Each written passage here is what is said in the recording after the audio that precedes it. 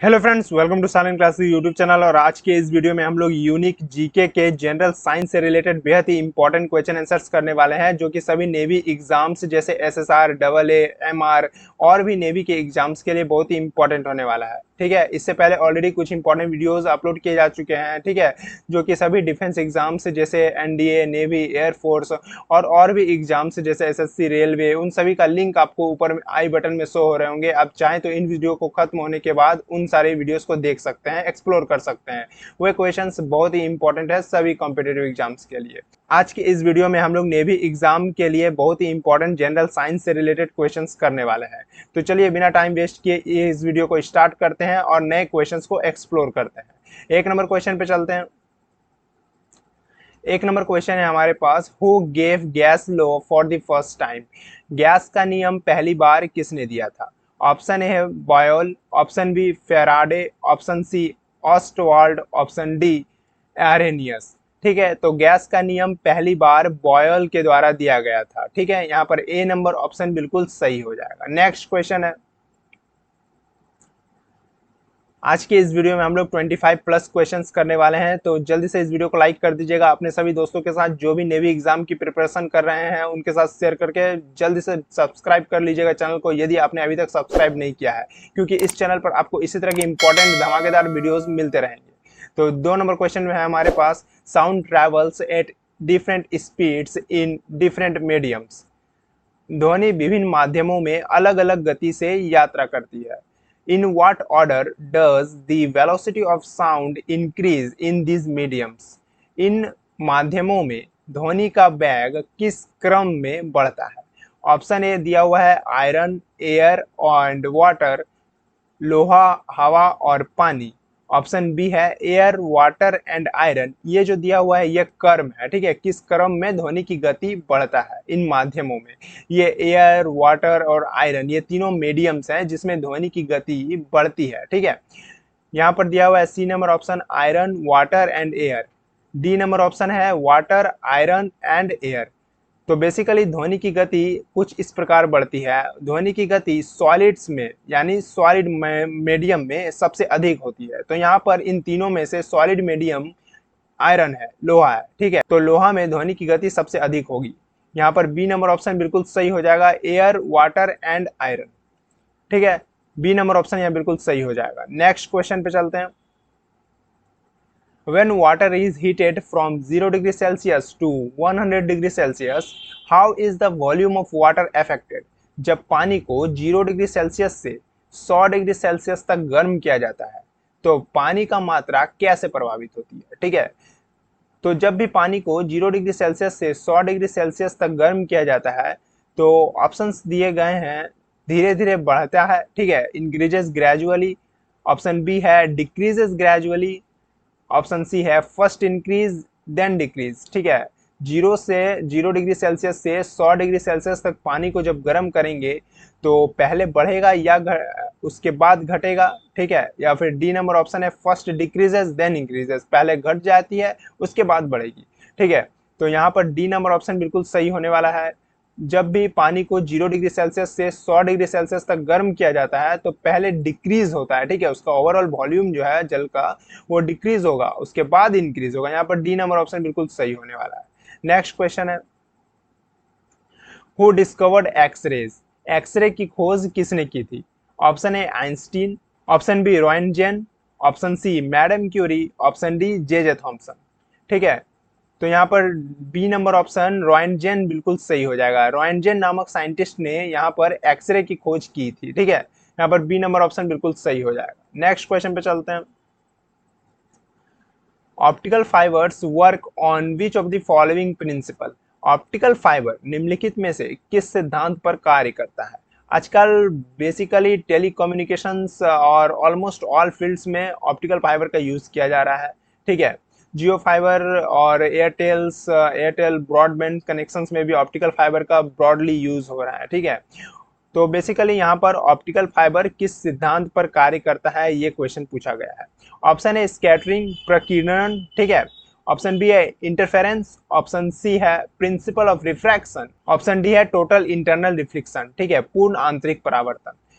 तो यहाँ पर बिल्कुल सही, यहाँ पर D number option total internal reflection बिल्कुल सही हो जाएगा। ऑप्टिकल फाइबर जो है वो टोटल इंटरनल रिफ्लेक्शन नामक प्रिंसिपल पर कार्य करता है। टोटल इंटरनल रिफ्लेक्शन क्या होता है इसके बारे में हम लोग किसी नेक्स्ट वीडियो पर डिटेल डिस्कशन करेंगे, ठीक है। यदि आपको इसके बारे में जानना है तो इस वीडियो के कमेंट बॉक्स में कमेंट कीजिएगा, इस वीडियो को लाइक कीजिएगा। चलिए नेक्स्ट क्वेश्चन पे चलते हैं। Parsec is a unit of which of the following quantity. Parsec निम्नलिखित में से किस मात्रा की एक इकाई है? ऑप्शन ए समय, ऑप्शन बी ऊर्जा, ऑप्शन सी दबाव, या ऑप्शन डी एस्ट्रोनॉमिकल डिस्टेंस, खगोलीय दूरी। ठीक है, तो पार्सेक जो है वो एस्ट्रोनॉमिकल डिस्टेंस यानी खगोलीय दूरी की एक इकाई है। यहाँ पर डी नंबर ऑप्शन बिल्कुल सही होने वाला है। नेक्स्ट क्वेश्चन पे चलते हैं। Which one is the surface to surface missile that is made in India. कौन सी सतह से सतह पर मार करने वाली मिसाइल है जो भारत में बनाई गई है? Option A Nag, option B Dharti, option C Akash, option D Prithvi. इस वीडियो में केवल वही क्वेश्चंस को लिए गए हैं जो कि नेवी एग्जाम के लिए बहुत ही इंपॉर्टेंट है, ठीक है। यदि आप किसी भी नेवी एग्जाम की प्रिपरेशन कर रहे हैं, whether it is SSR, AA, AA, MR, कोई भी एग्जाम हो, ये क्वेश्चंस बहुत ही इंपॉर्टेंट है, ठीक है। यहाँ पर अदर क्वेश्चंस को डिस्कस नहीं किया गया है, ठीक है। तो ये केवल इंपॉर्टेंट क्वेश्चंस है ये सारे। तो कौन सी सतह से सतह पर मार करने वाली मिसाइल है जो भारत में बनाई गई है? तो यहाँ पर डी नंबर ऑप्शन पृथ्वी बिल्कुल सही हो जाएगा, ठीक है। पृथ्वी एक सरफेस टू सरफेस मिसाइल है that is made in India. D number option बिल्कुल सही हो जाएगा। नेक्स्ट क्वेश्चन है, at what temperature will the density of water be maximum. किस तापमान पर पानी का घनत्व अधिकतम होता है? ठीक है, ऑप्शन ए 0 डिग्री सेल्सियस पर, ऑप्शन बी 4 डिग्री सेल्सियस पर, ऑप्शन सी -4 डिग्री सेल्सियस पे, या ऑप्शन डी 32 डिग्री सेल्सियस पे। ठीक है, तो पानी का घनत्व सबसे अधिक 4 डिग्री सेल्सियस पे होता है। यहाँ पर बी नंबर ऑप्शन बिल्कुल सही हो जाएगा। नेक्स्ट क्वेश्चन है, in which among the following is alternating current not used. In which among the following is alternating current not used. निम्नलिखित में से किस में प्रत्यावर्ती धारा का उपयोग नहीं किया जाता है? निम्नलिखित में से किस में प्रत्यावर्ती धारा का उपयोग नहीं किया जाता है? ऑप्शन ए प्रशीतन यानी रेफ्रिजरेशन में, ऑप्शन बी है इलेक्ट्रोप्लेटिनिंग में, option C radio detection, option D heat production. तो ये दिए गए ऑप्शंस में से इलेक्ट्रोप्लेटिनिंग, बी नंबर ऑप्शन जो है बिल्कुल सही हो जाएगा, ठीक है। इलेक्ट्रोप्लेटिनिंग में एसी करंट का उपयोग नहीं करते हैं, बी नंबर ऑप्शन बिल्कुल सही हो जाएगा। ये क्वेश्चंस डायरेक्ट एग्जाम में आने वाले हैं, ठीक है। और यदि ये क्वेश्चंस डायरेक्ट एग्जाम में आते हैं तो आपको बिल्कुल बिना सोचे समझे बी नंबर ऑप्शन बिल्कुल सही करना है। नेक्स्ट क्वेश्चन पे चलते हैं। Which among the following is a scalar quantity. निम्नलिखित में से कौन सी एक अदिश राशि है? हमारे पास दो राशियां होती है, एक स्केलर क्वांटिटी, दूसरा वेक्टर क्वांटिटी। यदि एक डिटेल वीडियो चाहिए इन स्केलर्स और वेक्टर क्वांटिटी पे तो इस वीडियो के कमेंट बॉक्स में जरूर कमेंट करें। यहाँ पर दिए गए ऑप्शंस हैं बल फोर्स, ऑप्शन बी है वेलोसिटी वेग, ऑप्शन सी है प्रेशर दबाव, ऑप्शन डी एक्सेलरेशन त्वरण। ठीक है, पूछा जा रहा है कि कौन सा एक अदिश राशि है यानी स्केलर क्वांटिटी है। तो प्रेशर बिल्कुल यहाँ सही हो जाएगा, प्रेशर एक अदिश राशि यानी स्केलर क्वांटिटी होता है, सी नंबर ऑप्शन बिल्कुल सही हो जाएगा। फोर्स यानी बल इज इक्वल्स टू होता है मास इंटू एक्सेलरेशन त्वरण। ठीक है, तो चूंकि बल त्वरण का मल्टीप्लीकेशन है, ठीक है, मास के साथ, तो इसलिए फोर्स एक वेक्टर क्वांटिटी है। और भी अदर पैरामीटर्स हैं लेकिन हम लोग उसको अभी कंसीडर नहीं कर रहे, ठीक है, क्योंकि यदि डिटेल एक्सप्लेनेशन करें तो ये वीडियो बहुत बड़ा हो जाएगा, ठीक है। तो इसलिए एक्सप्लेनेशन को ब्रीफ में रखते हैं, ठीक है। और जो भी आपको डाउट आएंगे तो आप कमेंट सेक्शन में कमेंट जरूर से करें, ठीक है, ताकि डिटेल वीडियो मैं जल्दी अपलोड करने की कोशिश करूंगा नेक्स्ट वीडियो, ठीक है। तो यहाँ पर बल इज इक्वल टू हो जाता है मास इंटू एक्सेलरेशन त्वरण, ठीक है। तो चूंकि त्वरण का मल्टीप्लिकेशन है इसलिए फोर्स भी एक क्या है, वेक्टर क्वांटिटी हो जाता है। वहीं यदि वेलोसिटी की बात करें यानी ऑप्शन बी की, ठीक है, वेलोसिटी की बात करें तो वेलोसिटी इज इक्वल्स टू होती है डिस्प्लेसमेंट डिवाइडेड बाय टाइम, ठीक है। Rate of change of displacement with respect to time is called velocity.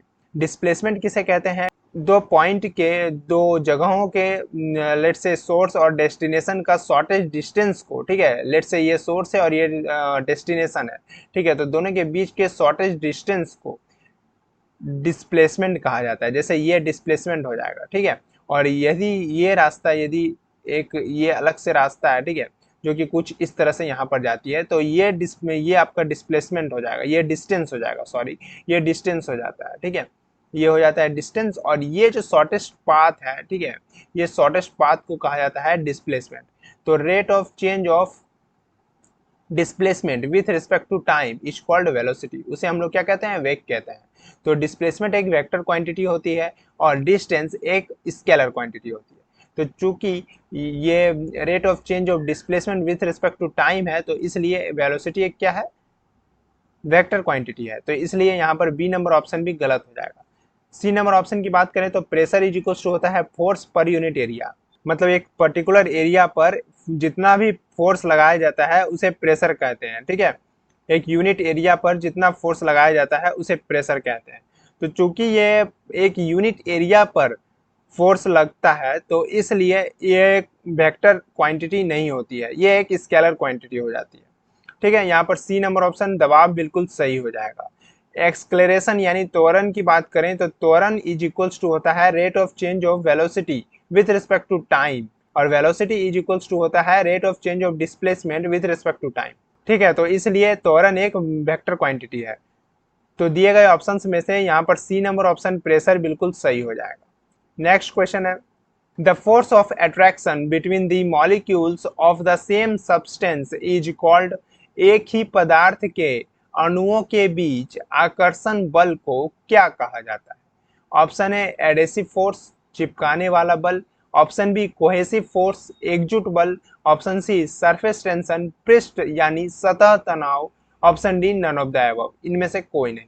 तो एक ही पदार्थ के अणुओं के बीच आकर्षण बल को कोहेसिव फोर्स कहा जाता है। यहाँ पर बी नंबर ऑप्शन एकजुट बल बिल्कुल सही हो जाएगा, ठीक है। नेक्स्ट क्वेश्चन है why metals are good conductors of electricity, धातु बिजली के अच्छे संवाहक क्यों होते हैं। ऑप्शन ए है उनमें मुक्त इलेक्ट्रॉन होते हैं इसलिए, ऑप्शन बी है परमाणुओं को हल्के से पैक किया जाता है इसलिए, the atoms are lightly packed, option C they have a high melting point, उनके पास एक उच्च गलनांक होता है, या ऑप्शन डी इनमें से सभी, ठीक है। तो धातु बिजली के अच्छे संवाहक होते हैं क्योंकि उनमें फ्री इलेक्ट्रॉन्स यानी मुक्त इलेक्ट्रॉन्स पाए जाते हैं। यहाँ पर ए नंबर ऑप्शन बिल्कुल सही हो जाएगा।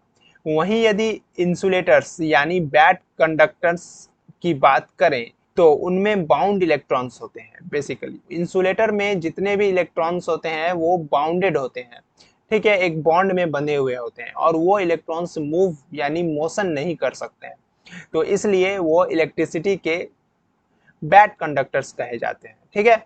यहाँ पर A number option they contain free electrons यानी गुड कंडक्टर्स होते हैं, उनमें फ्री इलेक्ट्रॉन्स पाया जाता है जिनके वजह से वो इलेक्ट्रिसिटी के अच्छे कंडक्टर्स माने जाते हैं, अच्छे संवाहक माने जाते हैं।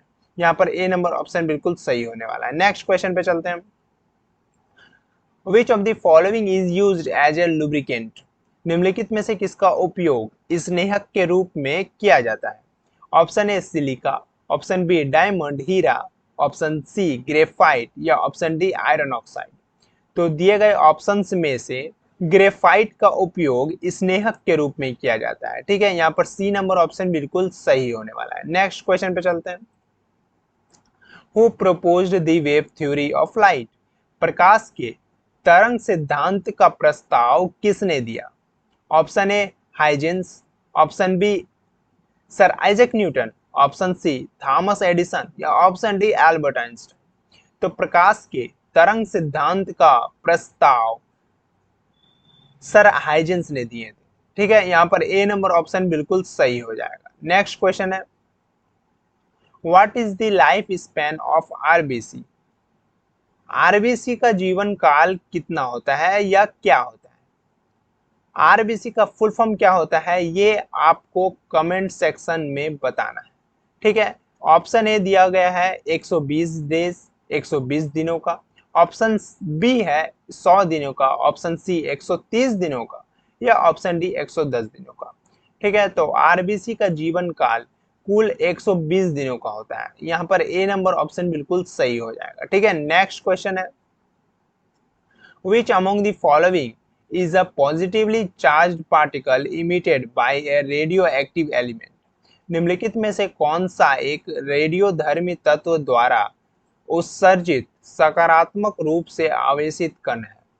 निम्नलिखित में से कौन सा एक रेडियोधर्मी तत्व द्वारा उत्सर्जित सकारात्मक रूप से आवेशित कण है। Option A beta ray, option B gamma ray, option C alpha ray या ऑप्शन डी कैथोड किरण कैथोड रे। ठीक है, तो दिए गए ऑप्शंस में से अल्फा रे यानी अल्फा किरण एक रेडियोधर्मी तत्व द्वारा उत्सर्जित सकारात्मक रूप से आवेशित कण है। ठीक है, पॉजिटिव पार्टिकल जिसे कहा जाता है। यहाँ पर सी नंबर ऑप्शन बिल्कुल अल्फा रे सही हो जाएगा। यहाँ पर ऑप्शन सी होगा, ये ए नहीं होगा। ठीक है, इसे मैं सी कर देता हूँ, ऑप्शन सी होगा। ठीक है, अल्फा रे। नेक्स्ट क्वेश्चन पे चलते हैं।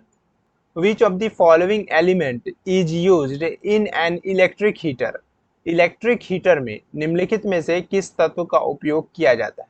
Option A copper, option B nichrome, option C aluminium या ऑप्शन डी इनमें से कोई नहीं।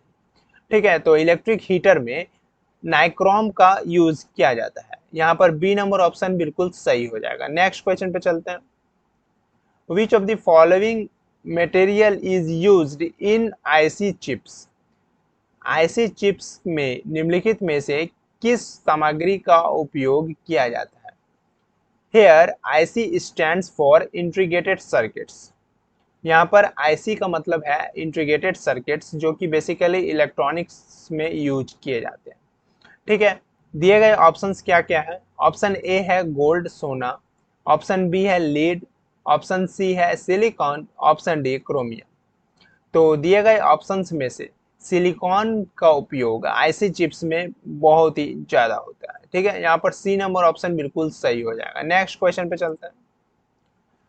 Fire in the diesel engine is produced by which of the following.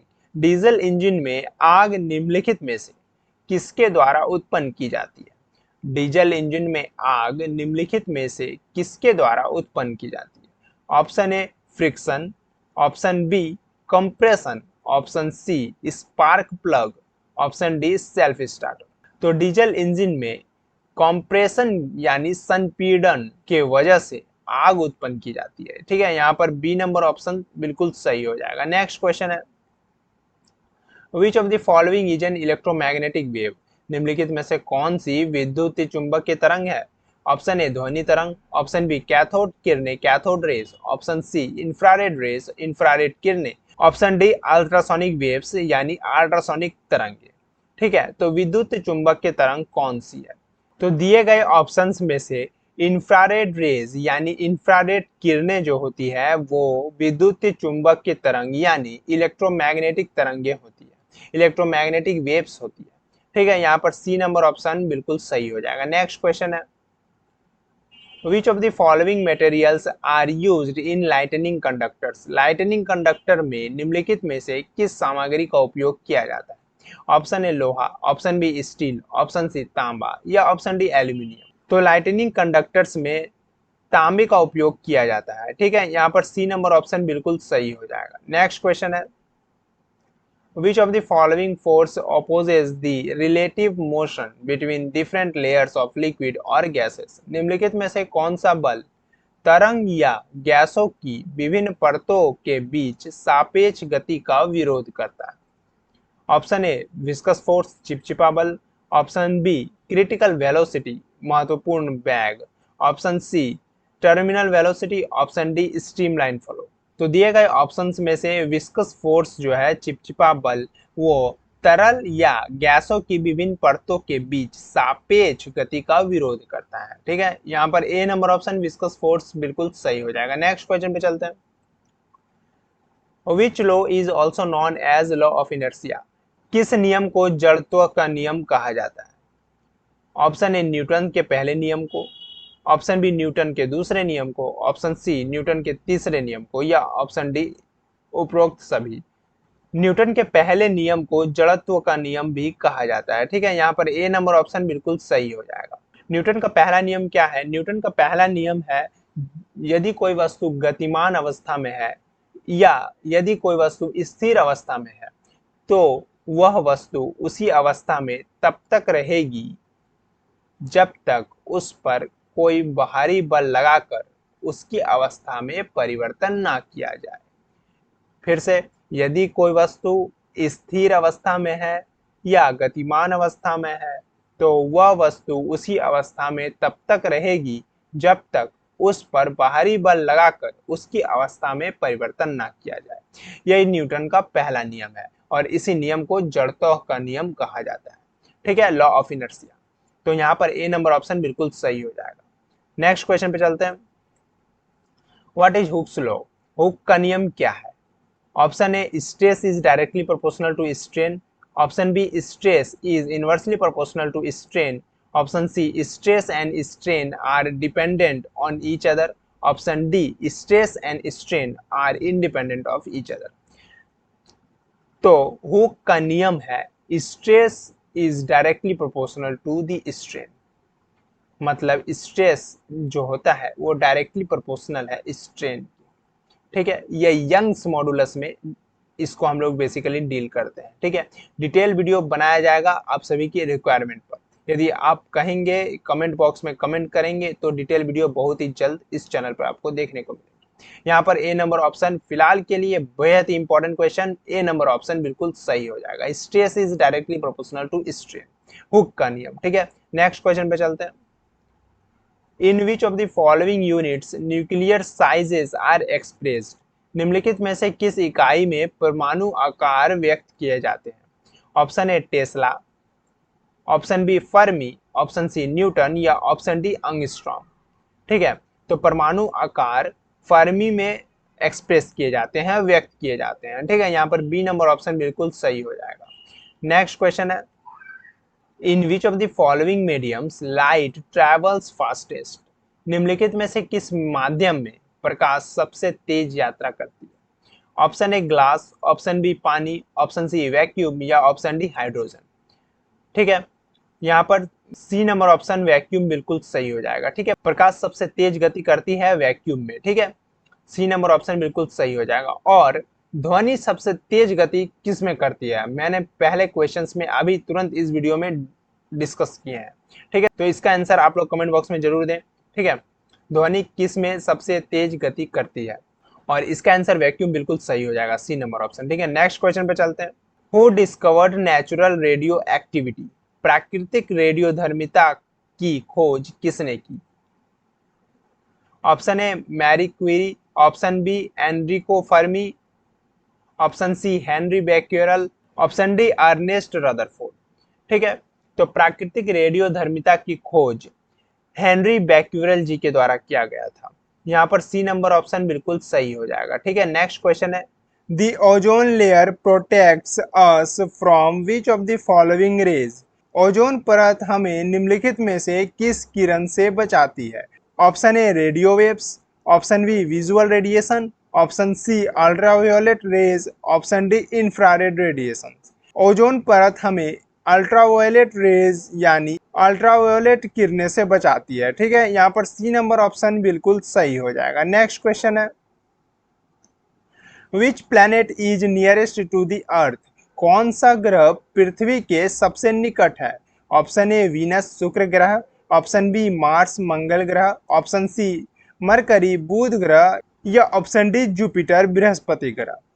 पृथ्वी के सबसे निकट मंगल ग्रह है। ठीक है, यहाँ पर बी नंबर ऑप्शन मार्स बिल्कुल सही हो जाएगा। और आपको कमेंट करना है कि कौन सा ग्रह सूर्य के सबसे निकट है, इसका आंसर क्या होगा। तो चलिए नेक्स्ट क्वेश्चन पे चलते हैं। Which gas is use to manufacture vanaspati from vegetable oil? वनस्पति तेल से वनस्पति बनाने के लिए किस गैस का उपयोग किया जाता है? वनस्पति तेल से वनस्पति बनाने के लिए किस गैस का उपयोग किया जाता है? Option A, oxygen. Option B, nitrogen. Option C, hydrogen. या ऑप्शन डी, कार्बन डाइऑक्साइड। वनस्पति तेल से वनस्पति बनाने के लिए हाइड्रोजन गैस का उपयोग किया जाता है। तो यहाँ पर सी नंबर ऑप्शन बिल्कुल सही हो जाएगा। तो फ्रेंड्स ये तो थे 30 इंपॉर्टेंट क्वेश्चंस जनरल साइंस से related navy SSR double A और एमआर और भी नेवी एग्जाम्स के लिए। तो यदि ये वीडियो आपको अच्छा लगा होगा तो इस वीडियो को एक लाइक कीजिएगा, अपने सभी दोस्तों के साथ जो भी नेवी एयरफोर्स एनडीए की तैयारी कर रहे हैं उनके साथ शेयर कीजिएगा, और चैनल पर नए आए तो चैनल को सब्सक्राइब करके बेल आइकन को प्रेस जरूर से कर दीजिएगा इसी तरह के इंपॉर्टेंट वीडियोस का नोटिफिकेशन सबसे पहले पाने के लिए। मिलते हैं नेक्स्ट इंपॉर्टेंट वीडियो में। जय हिंद, वंदे मातरम।